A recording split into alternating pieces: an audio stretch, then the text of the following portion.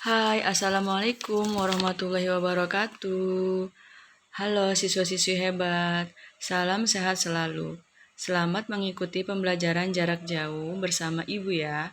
Semoga kalian selalu semangat dalam menjalankan segala aktivitas, jangan lupa diiringi dengan ibadah. Dan jangan lupa juga selalu menjaga kesehatan. Melalui aktivitas belajar mandiri ini, diharapkan kalian dapat memahami materi Bahasa Indonesia kelas 7 semester 2 ini tentang mewarisi nilai luhur dan mengkreasikan puisi rakyat.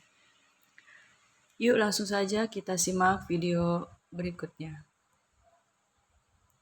Yang pertama, apa sih puisi rakyat? Puisi rakyat merupakan warisan budaya bangsa yang wajib kita pelihara. Puisi rakyat juga berupa pantun, gurindam, dan syair. Jadi, ada 3 jenis puisi rakyat. Yang pertama pantun, gurindam, dan syair. Untuk lebih jelasnya, yuk kita lihat contohnya.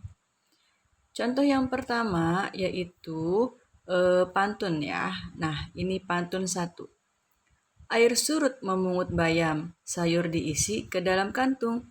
Jangan diikuti tabiat ayam, bertelur sebiji riuh sekampung.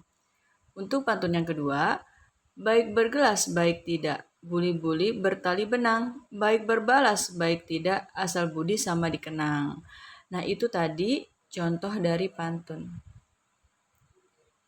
Dan puisi rakyat yang kedua yaitu gurindam. Gurindam yang pertama, jika hendak melihat orang yang baik perangai, lihat pada ketika bercampur dengan orang ramai. Dan gurindam yang kedua, cahari olehmu akan sahabat yang boleh dijadikan obat. Selanjutnya, puisi rakyat berjenis syair. Ibu contohkan syair perahu cuman 2 bait ya. Selanjutnya bisa kalian lihat di 168 sampai 169. Syair Perahu, karya Hamzah Fansuri.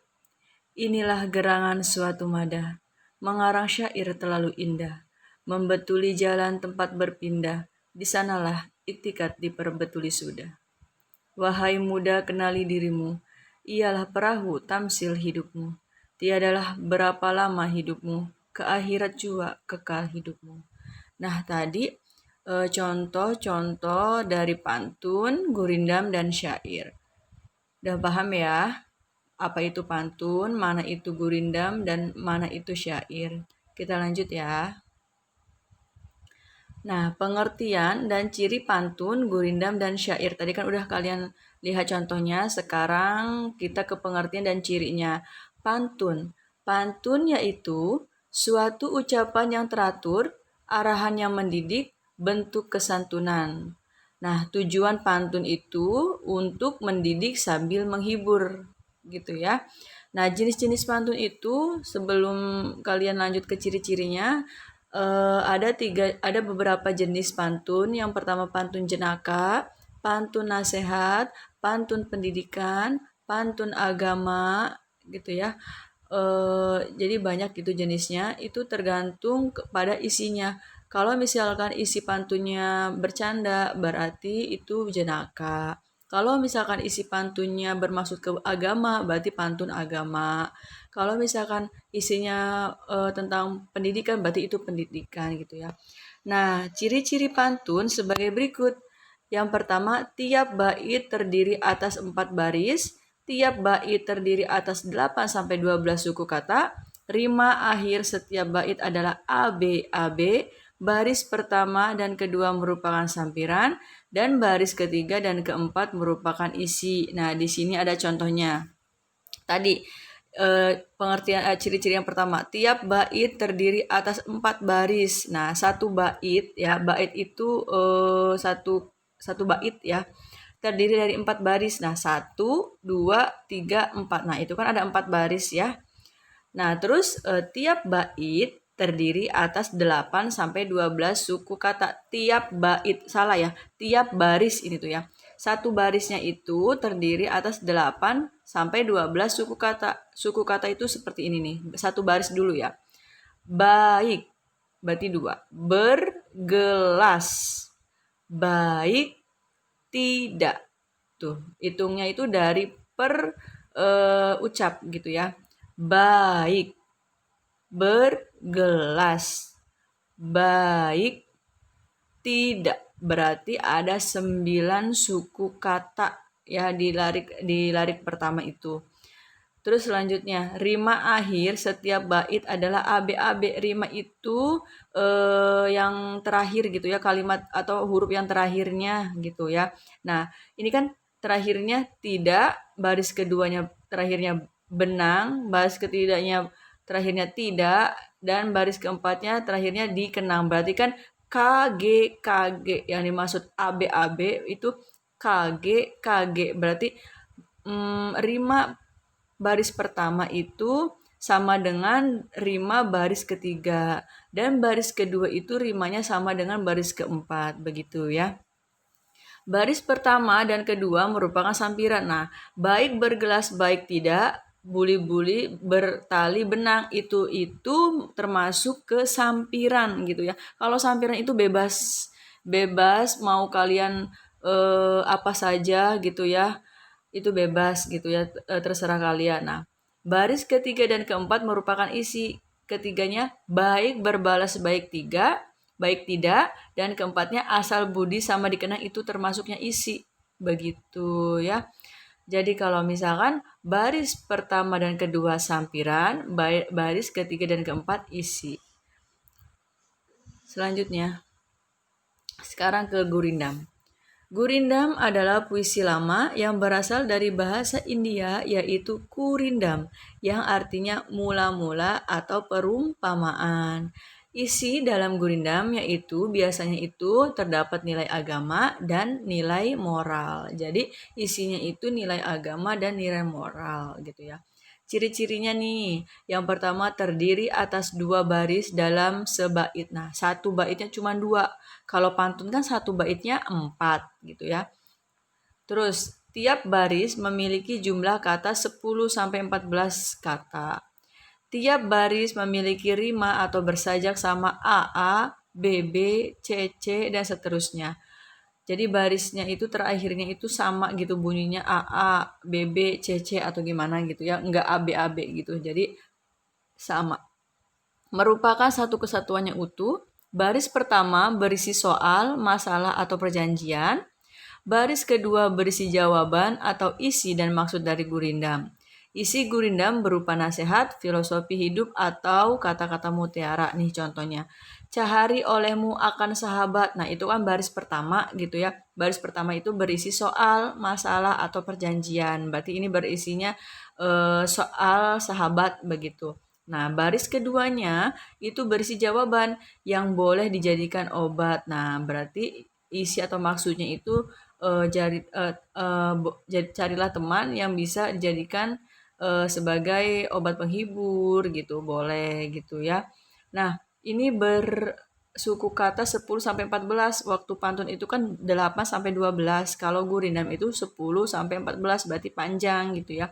Cahari olehmu akan sahabat, berarti 11 suku kata gitu ya, yang boleh dijadikan obat, berarti itu 10 ya. Nah, terus apa sih rimanya itu harus sama. T itu kan sahabat, obat, T begitu ya. Rima itu bersajak lah pokoknya akhir gitu ya. Oke, lanjut tadi pantun dan gurindam, dan sekarang ke syair. Apa sih syair? Kata atau istilah syair berasal dari bahasa Arab yaitu syair atau syu'ur, yang berarti perasaan yang menyadari, kemudian berkembang menjadi puisi. Syair itu persis dengan puisi kalau sekarang mah dikenalnya seperti itu.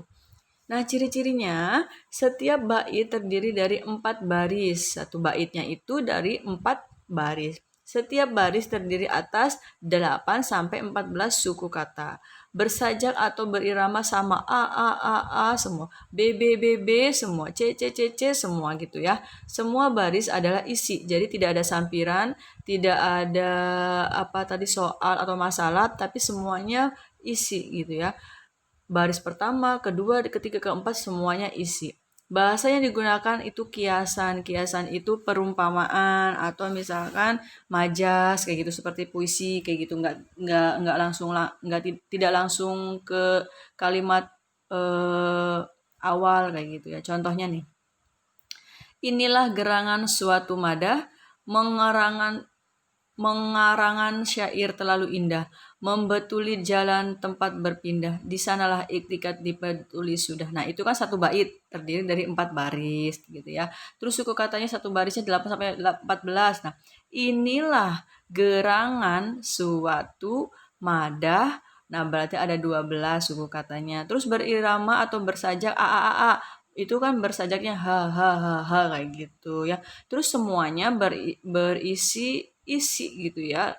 Terus menggunakan kalimat kiasan. Kalimat kiasan itu gerangan suatu madah gitu ya. Terus tempat membetul apa sih di sana iktikat gitu diperbetuli sudah. Nah, itu kan kiasan gitu, iktikat gitu ya. Kan iktikat itu kan baik kita gitu. Nah, kalau misalkan masih belum jelas kalian, bisa kalian apa namanya? Komen langsung di channel YouTube nanti atau enggak langsung ke grup ini ya, ke grup belajar kita gitu ya tentang pantun, syair dan gurindam. Lanjut ya. Sekilas tentang jenis kalimat ini yang perlu kalian tahu ya, sekilas info tentang kalimat. Jenis kalimat itu ada 5. Yang pertama itu kalimat perintah. Adalah kalimat yang berisi atau bermaksud memberi perintah atau suruhan, ditandai dengan partikel lah. Jadi kalimat perintah itu pasti ada lahnya. Ya, contohnya, buanglah sampah pada tempatnya. Kita memerintahkan orang untuk membuang sampah pada tempatnya, begitu. Nah, kalimat yang kedua yaitu kalimat saran. Adalah kalimat yang berisi tentang saran kepada orang lain untuk kebaikan orang lain. Biasanya itu ya ada kalimatnya tuh seperti ini. Kata-katanya itu sebaiknya dan seyogianya. Jadi kalau kalimat saran itu pasti ditandai atau dicirikan oleh kata sebaiknya atau seyogianya. Contohnya, sebaiknya kau pikir dahulu. Nah, itu kan ada kata sebaiknya. Terus jenis kalimat yang ketiga, kalimat ajakan. Adalah kalimat yang berisi ajakan kepada orang lain. Contoh katanya ayo dan mari, dan contoh kalimatnya marilah kita jaga agar lestari kayak gitu. Pasti kalau misalkan ada kata ayo atau mari berarti itu termasuk kalimat ajakan gitu ya. Dan jenis yang keempat, kalimat seru adalah kalimat yang mengungkapkan kata hati seperti kagum, heran, dan senang, juga sedih. Nah, contoh katanya itu alangkah, betapa, dan bukan main. Contohnya nih, alangkah indahnya alam Indonesia ini. Nah, kalau misalkan kalian menemukan kalimat ada alangkah, betapa, dan bukan main, itu berarti termasuk ke kalimat seru, begitu ya. Dan jenis kalimat yang kelima yaitu kalimat larangan. Adalah kalimat yang berisi larangan agar orang lain tidak melakukan kegiatan. Biasanya itu ada kata jangan dan hindari. Contohnya, janganlah berprasangka buruk terhadap sesama gitu. Nah, Ibu jelaskan. Kalau misalkan kalian menemukan kata lah gitu di dalam suatu kalimat, berarti itu termasuk ke dalam jenis kalimat perintah. Ya, tadi buanglah, ambilkanlah kayak gitu kan, berarti kan itu memerintahkan seseorang begitu. Tapi kalau kalian menemukan kalimat sebaiknya atau seyogianya di dalam suatu kalimat, berarti itu termasuk kalimat saran, jenis kalimat saran gitu ya.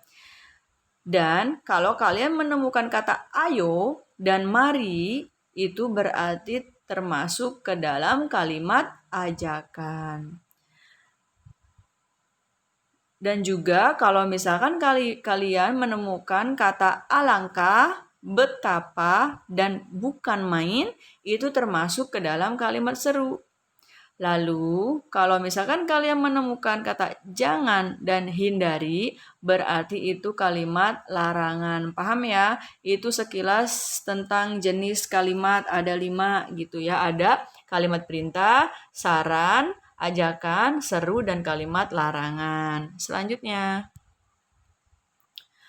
kata penghubung yang digunakan pada puisi rakyat nih, biasanya itu kata penghubung atau kata untuk menghubungkan itu kalimat ke kalimat yang lain itu yang di dalam puisi rakyat itu seperti ini, ada 4. Yang pertama itu kata penghubung tujuan. Katanya itu supaya, agar, untuk, guna. Nah, berarti gitu. Kata penghubung sebab. Katanya sebab itu, karena, oleh karena itu. Yang ketiga, kata penghubung akibat. Kalimatnya sehingga, sampai, akibatnya. Dan yang keempat, kata penghubung syarat. Katanya jika, jikalau, apabila, asalkan, kalau, bila mana. Jadi kalau kali ini tuh semuanya itu kata-kata yang biasa digunakan di dalam puisi rakyat gitu untuk menghubungkan sesuatu kalimat tertentu dengan kalimat yang lain gitu ya. Selanjutnya, kalimat tunggal dan kalimat majemuk. Nah, ini ada banyak sekali kalimat tunggal dan kalimat majemuk ya, terutama kalimat majemuk banyak sekali. Yang pertama itu kalimat tunggal. Kalimat tunggal adalah kalimat yang memiliki satu subjek S dan satu predikat P. Jadi itu kalimat tunggal itu cuman S dan P, nggak ada K, nggak ada O gitu ya, tidak ada SPOK enggak, tapi cuman S dan P. Contohnya, pagi-pagi saya sarapan. Nah, S-nya itu kan saya, pagi-pagi saya. Nah, P-nya predikatnya sarapan begitu ya kata kerja itu. Yang kedua, kalimat majemuk. Namanya juga majemuk itu banyak, namanya juga jemuk. Jemuk itu kan banyak. Adalah kalimat yang memiliki lebih dari satu subjek atau predikat P.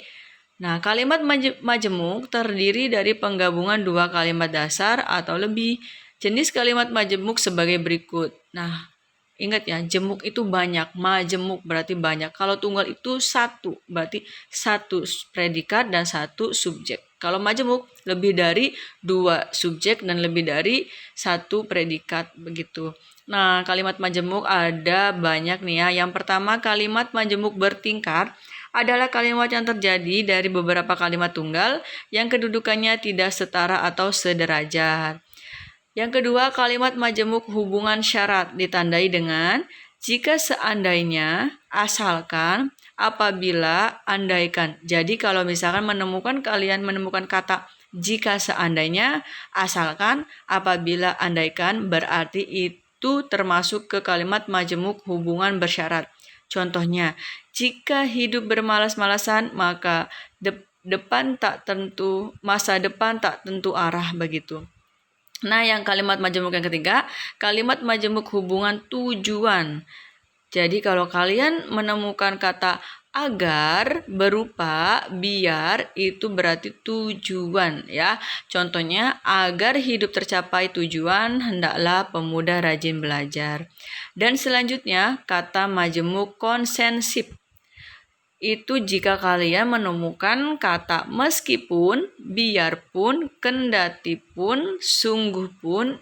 Nah, contohnya, walaupun belajar banyak godaan, tetaplah teguh mencapai harapan. Untuk kalimat majemuk hubungan penyebab, itu ditandai dengan kata sebab, karena, oleh karena. Contohnya, hal ini aku bersedih karena berpisah dengan sahabat. Untuk kalimat majemuk hubungan perbandingan, kalian biasanya menemukan kata ibarat, seperti, bagaikan, laksana, sebagaimana, lebih baik. Nah, contohnya, belajar di waktu kecil seperti melukis di atas batu. Nah, itu kan ada kata seperti gitu ya. Terus selanjutnya, kalimat majemuk hubungan akibat, biasanya kalian menemukan sampai-sampai, sehingga, maka. Contohnya, Dian belajar sangat keras sehingga memenangi olimpiade itu. Nah, berarti itu ada kata sehingga termasuknya ke hubungan akibat gitu. Terus terakhir kalimat majemuk hubungan cara. Kalian menemukan kata dengan berpikir cermat, generasi muda menggapai asa. Nah, dengan berarti ya cara apa begitu. Nah, itu tadi kalimat tunggal dan jenis-jenis kalimat majemuk ya. Selanjutnya, sekarang ke cara menulis karya puisi lama. Ibu contohkan satu aja yaitu cara menulis pantun gitu ya. Kalau cara menulis puisi itu kan bebas sesuai. Yang penting termasuk ke dalam ciri-ciri puisi gitu ya. Nah, sekarang Ibu contohkan ke puisi lama yaitu jenisnya pantun. Berikut langkah-langkah membuat pantun. Yang pertama, tentukan ide yang akan disampaikan. Kalau hidup bekerja keras, kelak hidup menjadi sukses. Misalkan kamu pengen idenya ini ya, hidup sukses gitu. Nah, berarti kan kalian tentukan hidup sukses. Berarti kita harus bekerja keras dan nanti kalau kita hidup bakal sukses begitu. Nah, yang kedua, setelah menentukan ide itu menata ide menjadi 2 larik gitu ya tadi dengan bunyi akhir yang berbeda. Nah, tadi kan kalian pengen hidup sukses. Nah, berarti yang kalimat baris yang kedua baris yang ketiga dan keempatnya itu harus sama gitu ya isinya tuh ya. Kalau hidup bekerja keras, kelak hidup menjadi sukses gitu ya. Memilih kosakata yang diakhiri seperti bunyi 2 larik gitu. Membuat larik sampiran dari benda atau kondisi yang tidak berkaitan dengan isi gitu. Jadi kalian itu lanjutin dulu ya. Yang kelima, menata kembali kalimat atau larik dengan rima yang berkosakata rima yang sama. Menata pantun secara logis. Nah, yang pertama kali kalau kalian mau membuat pantun itu kalian buat baris ketiga dan keempat atau bisa disebut dengan baris isi. Ya, kalian tentukan dulu mau membuat pantun apa. Misalkan kalian mau membuat pantun jenaka atau misalkan membuat pantun pendidikan atau membuat pantun nasihat. Nah, di sininya gitu ya. Jadi tentukan dulu isinya itu ketiga dan keempat gitu ya. Baru untuk ke baris ke pertama dan keduanya itu mengikuti isinya. Kalau misalkan baris kedua, ke satu dan kedua itu bebas, boleh dari benda, boleh dari keadaan, boleh dari sayuran, yang penting cocok aja dengan rima yang ketiga dan keempat begitu ya.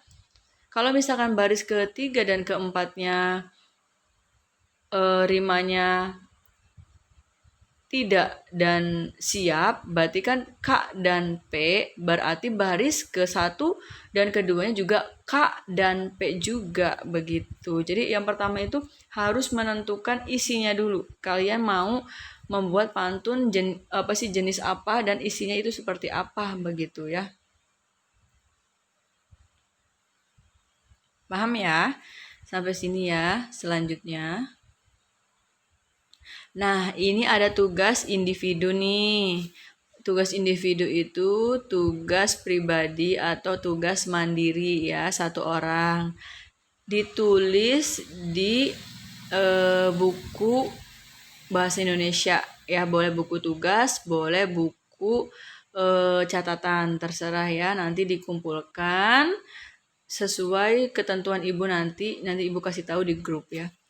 Yang pertama itu, simpulkan nilai atau maksud yang terkandung di dalam pantun 1, pantun 2, pantun 3, dan pantun 4 di halaman 174. Jadi di halaman 174 itu ada pantun 1, ada 2, ada 3, dan ada 4 ya. Itu dijelaskan maksudnya itu memiliki maksud apa sih, penulis itu mau menyampaikan apa di dalam pantun itu begitu ya.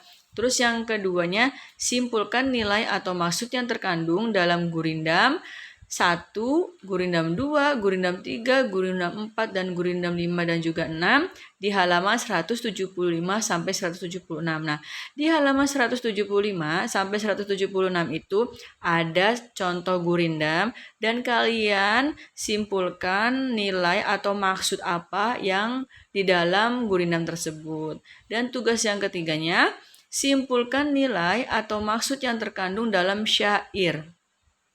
Di sini syair perahu, maaf salah nulis ya. Syair perahu di halaman 177. Nah, itu tuh termasuk bukan termasuk. Itu tuh penulis itu ya ingin menyampaikan nilai atau maksud atau tujuan apa di dalam syair tersebut gitu ya.